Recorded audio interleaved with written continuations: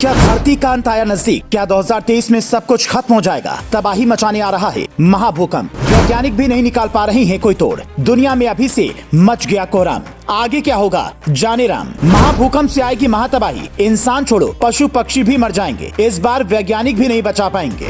America और रूस निकालने में जुटे हैं इस महाविनाश को रोकने का तोड़। मंगल ग्रह से आए संकेत डरा रहे हैं। दुनिया में ऐसी महातबाही आने वाली है जिसे जानकर आपके पैरों तले जमीन खिसक जाएगी। नासा के वैज्ञानिक भी हैरान हैं। पूरी दुनिया परेशान है। ब्रिटेन के लोग भी सोच रहे हैं इस बार तो दुनिया का अंत निश्चित है। महाभूकंप की भनक लगने के बाद अब दुनिया के बड़े बड़े वैज्ञानिकों के दिमाग में बस एक ही सवाल गूंज रहा है कि 2023 में दुनिया को कैसे महातबाही से बचाया जाए, क्योंकि जिस तरह के सिग्नल लगातार मिल रहे हैं उससे कयास लगाए जा रहे हैं कि ये वही साल होगा जब पृथ्वी पर विनाश सबसे ज्यादा होगा। दूसरे शब्दों में कहा जाए तो दुनिया इसी तबाही के बाद खत्म हो जाएगी और इंसान की सभ्यता का नामो निशान मिट जाएगा। ऐसा इसलिए क्योंकि पृथ्वी पर बहुत जल्द महाभूकंप आने की संभावना जताई जा रही है और अगर एक बार ये भूकंप आ गया तो इंसानों के साथ साथ पशु पक्षियों को भी इस पृथ्वी से हमेशा के लिए सफाया हो जाएगा। बताया जा रहा है कि इसीलिए दुनिया के कई देश मंगल ग्रह पर जीवन की तलाश में करोड़ों रुपए खर्च कर रहे हैं। इसके पीछे सिर्फ मकसद यही है कि जल्द से जल्द पृथ्वी ग्रह को छोड़कर मंगल पर किसी तरह से इंसानों को बसाया जाए। बता दें कि दुनिया की कई वैज्ञानिक इसीलिए परेशान हैं क्योंकि